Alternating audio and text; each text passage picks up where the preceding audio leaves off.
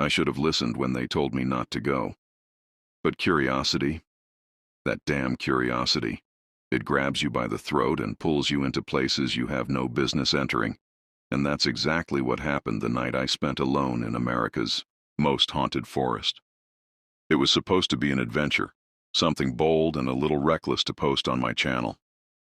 I'd seen other creators do it, spend the night in creepy places, run into a few bumps in the night, scream for the camera. I thought I'd fake some tension, get a few good jump scares, maybe catch an animal rustling in the bushes and pretend it was a ghost. But this was something else. The forest in question is in Massachusetts. It's part of a place locals call the Bridgewater Triangle, specifically the Freetown Fall River State Forest. It has a history soaked in blood, murders, cult rituals, disappearances. People say the trees whisper at night. They say once you enter, something watches you. I didn't believe it, not really. I arrived just before sunset. The sky was tinged in orange and violet, and the forest stood like a wall of darkness waiting to swallow the light. I had my camera, batteries fully charged, extra flashlights, and a small tent. I parked my car just off the main road, locked it, and walked half a mile into the woods where I planned to set up camp. At first it was quiet, peaceful even. Birds chirped, leaves rustled in the breeze, and I started filming my intro, laughing nervously about spending the night alone. I joked about cults and ghost stories, never once thinking anything would really happen. As night fell, the temperature dropped fast. My flashlight cast long, shaky shadows between the trees. Every branch snap made me jump. Around 9 p.m., I heard the first sound that didn't belong. A low hum like chanting carried faintly through the trees. I paused, holding my breath, thinking maybe it was the wind. But it wasn't. The rhythm was too steady. I turned off my flashlight, trying to listen better. That's when I saw movement between the trees, quick, like someone ducking behind a trunk. "Hello?" I called out, trying to sound braver than I felt. No answer. I told myself it was probably another camper, maybe even a prank. But the deeper into night I went, the weirder things got. My camera shut off on its own, 3 different times. Fully charged batteries drained within minutes, and then came the whispers. At first they were soft, like distant voices I couldn't make out, but around midnight they got clearer. "Leave. Not yours. Leave."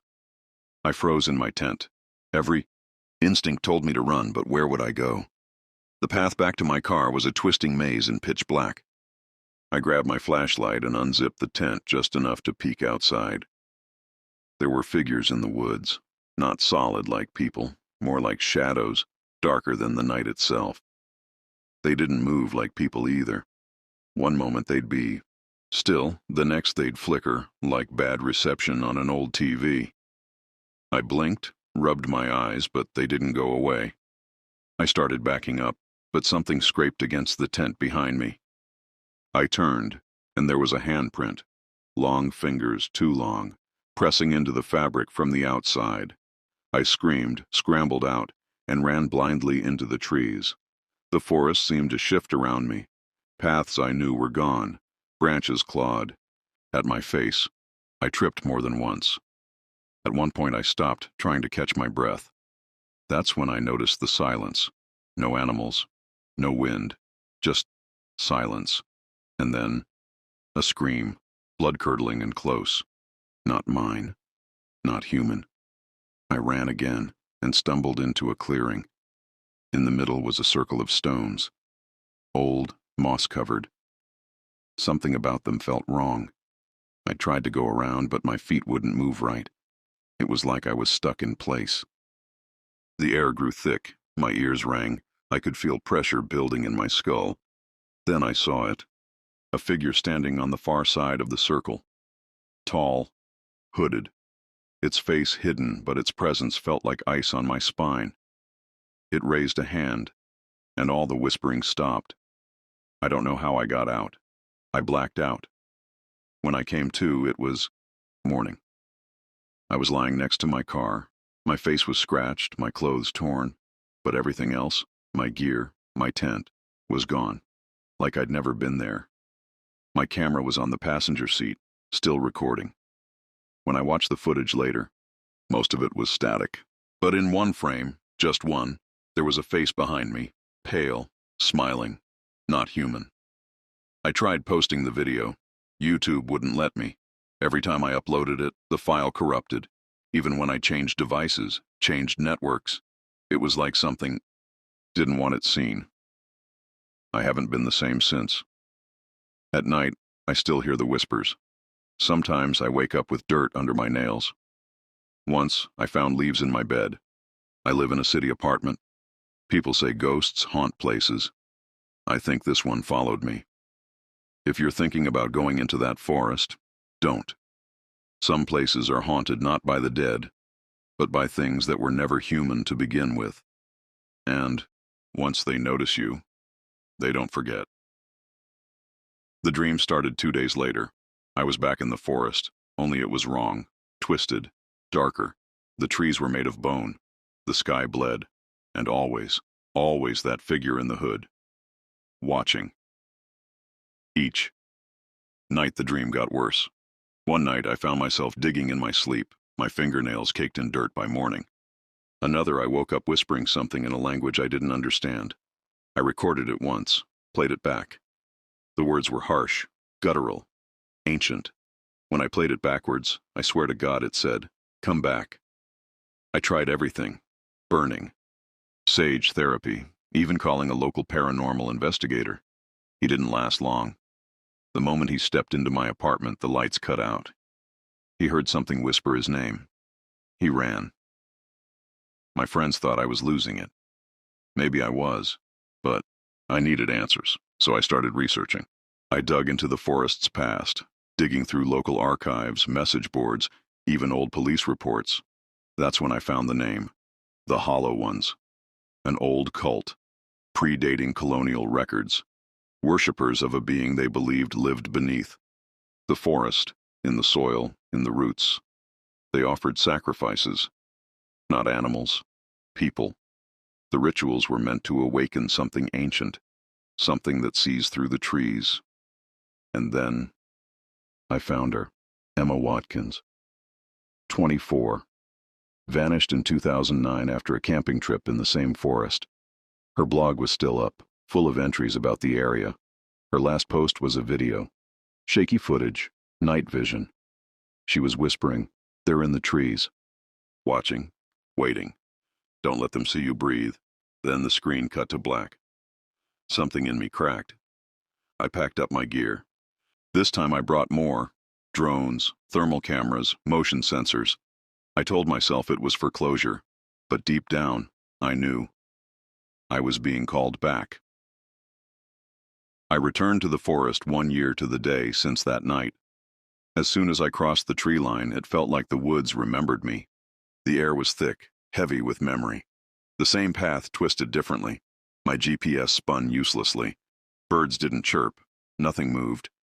And the deeper I walked, the more the forest seemed to close in. I set up base by a rocky outcrop, left the cameras. Rolling. It was quiet, for a while. Then, just after 2 a.m., the sensors started going off. Movement all around. My drone picked up heat signatures that vanished on foot. And then, the chanting returned. Not distant this time. Close, all around. I followed the sound. It led me to a stone circle. Not the one from before. Bigger. In the center was a pit. Deep. Blacker than night. My flashlight didn't touch the bottom. And then, something crawled. Out. It wasn't human, not entirely. Skin like tree bark. Eyes like hollow holes. Long limbs that moved too smoothly. It stared straight at me, and whispered my name. The creature's whisper echoed in the pit. "You came back." I felt a pull, like invisible hands dragging me forward. My flashlight flickered, then died, swallowing me in darkness deeper than any night. Panic surged, but my feet moved as if possessed, stepping closer to the abyss. Suddenly, a cold wind blasted through the clearing, carrying faint voices chanting in a forgotten language. The air thickened, heavy with the scent of earth and decay. The ground beneath me trembled, and roots snaked out from the shadows, wrapping around my ankles like cold fingers. I struggled, heart pounding, but the forest was alive, watching, feeding on my fear. Through the blackness the creature stepped. Into the faint moonlight, its bark-like skin cracked, revealing glowing red veins pulsing beneath. Its eyes bore into me, hollow, ancient, hungry. "You seek the truth," it hissed, voice like grinding stones. "But truth comes with a price." I tried to scream, but no sound escaped. The ritual began. Voices rose, chanting louder, surrounding me in a circle of shadowy figures wearing tattered robes. They carried twisted symbols carved from bone and wood, their faces obscured by dirt and paint. The ground opened wider, revealing bones tangled in roots, remnants of those who came before, sacrificed to awaken the forest's heart. A sharp pain shot through my chest as a figure approached, holding a dagger stained dark with time. "The forest feeds," this whispered, "and you will join us." In that moment, a surge of adrenaline broke my paralysis. I tore free, stumbling backward into the trees. The ritualists shrieked, their forms blurring into the twisting branches. The creature let out a final roar that shattered the night. I ran, faster than I ever have, guided by instincts, fleeing through the haunted woods as the whispers chased me. When I finally burst out of the forest, dawn was breaking. My clothes were shredded and my body bruised, but I was alive.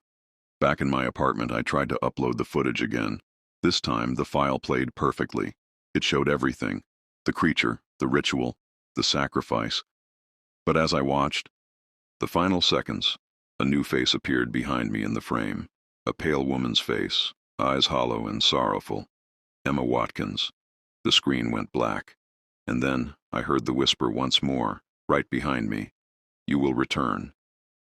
If you enjoyed this terrifying journey into the unknown, make sure to hit that subscribe button and join the Midnight Fables family. More spine-chilling stories await you here. Stories you won't find anywhere else.